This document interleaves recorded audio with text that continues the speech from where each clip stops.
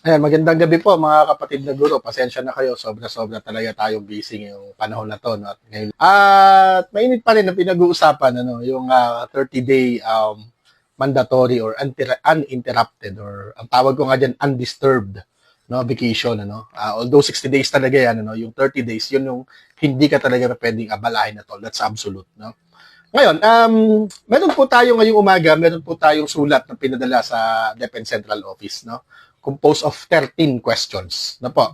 At kabilang doon, yung unang-unang tanong doon ay yung pong tungkol sa holidays at weekends. Kasi sa ibang mga eskwelahan, no, sabi po ng ating mga namumuno, isama daw no, doon sa 30 days. No? Iba naman yung opinion po natin dyan. Ano? Para sa atin, and our opinion is based no, on the letters and intention, no? The DepEd Order number 9, series of 2025, kung saan sinasabi niya na bahala yung teacher pumili ng 30 days. Pwedeng staggered, no? Pwede rin continuous. Yan, no? Tinalakay ko na yan sa video na ginawa ko nung nakaraan. Ano po, no? So, pag continuous talaga 30 days.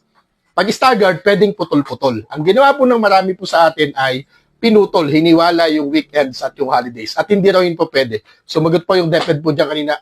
Sige po, talakayin po natin mamaya. Ngayon po yan, ngayong alas 10 ng gabi. No? Magkita-kita po tayo. Salamat po. Mabuhay po tayong lahat mga kapatid.